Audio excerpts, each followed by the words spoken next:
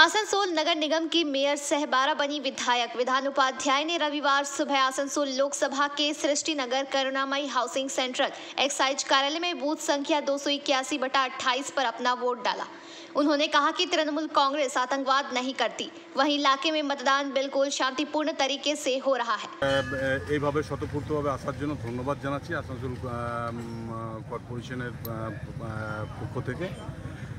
যেভাবে শান্তিপূর্ণভাবে চলছে ঠিক সেভাবে যেন শান্তিপূর্ণভাবে চলবে এবং এখানে প্রশাসনও খুব ঠিকঠাক আছে, ভালো আছে।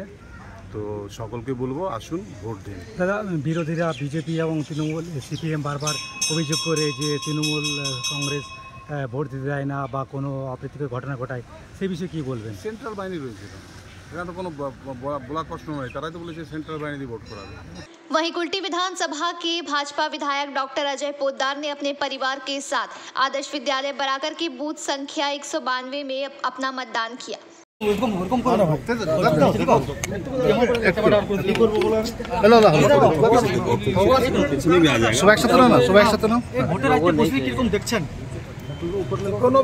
মোটামুটি ঠিকই দেখছি और এই এলাকাতে তো সবসময় শান্তিপূর্ণ मतदान হয়। একবার দুবার হওয়া হল্লা হলো, কিন্তু এখানে কোনো মারপিট ঝুট ঝামেলার আশঙ্কা থাকে না। এই 4টা বুথ, সত্যনারায়ণ প্রাইমারি 2টা বুথ, এসব সব শান্তিপ্রিয় জায়গা।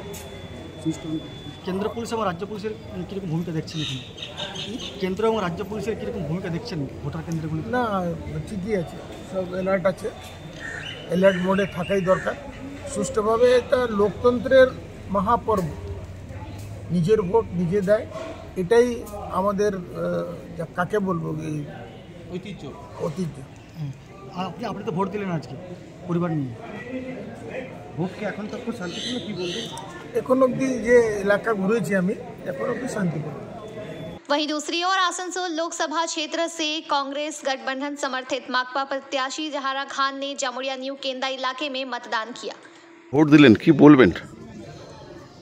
সকাল সকাল ভোট দিলাম। সমস্ত আসানসোল লোকসভা কেন্দ্রে সবাইকে বলবো নিজের সাংবিধানিক অধিকার প্রকাশ করতে, এবং যে লড়াই 2 মাস ধরে, 2 মাস ধরে যে লড়ছি, সেই লড়াই যাতে সফল হতে পারে, সমস্ত মানুষ যেন শান্তিপূর্ণভাবে তার মত প্রয়োগ করতে পারে। এখনো পর্যন্ত কোনো অভিযোগ এসছে না?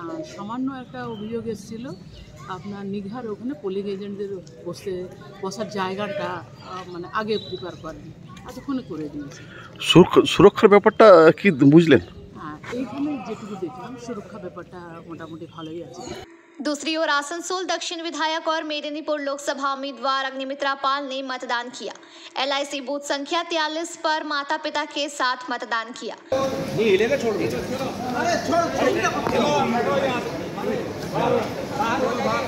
अरे शॉट लेके बाहर हो जाएगा सर, यार ये शॉट लेके बाहर हो जाएगा सर। आप इनको परेशान मत करो, चलो परेशान नहीं कर रहा, मैं यहीं तक है, बस कोई अंदर नहीं जा रहा, यहीं तक है।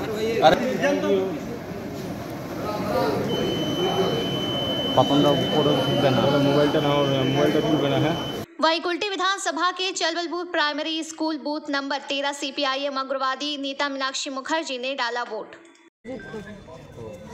দিদি, ভোট দিলেন, কিরকম চলছে এখনো পর্যন্ত ভোট, কি বলবেন? ভোট এখনো শান্তিপূর্ণ, এবং আমরা যা প্রচারে বুঝেছি তাতে অন্ততপক্ষে এই আসানসোল লোকসভা কেন্দ্রে তৃণমূল এবং বিজেপির শিল্প ধ্বংস এবং চোরা কারবারিদের সাথে এত বেশি প্রশাসনের যুক্ততা, তার বিরুদ্ধে মানুষ ক্ষিপ্ত হয়ে আছে। পঞ্চায়েতের ভোটে তো কেতুগ্রামের তৃণমূলই অন্য কোনো দলকে নমিনেশন করতে দেয়নি, কার্যত ভোট বন্ধ ছিল। কেতুগ্রামে বিডিও অফিসের সামনে পর্যন্ত তৃণমূল পঞ্চায়েতের ভোটে মানুষকে ধর্নাতে, মিছিলে, রাস্তায় বসতে বাধ্য করেছিল, একটা নমিনেশন করতে দেয়নি কেতুগ্রামে। সেখানে যদি কোনো দুর্ঘটনা ঘটেছে, তা আমরা এটা পরিষ্কার বলতে পারি যে এই সময়কালে যদি কেউ সিপিএমের বিরুদ্ধে এই অভিযোগ করছে, সম্পূর্ণ মিথ্যে।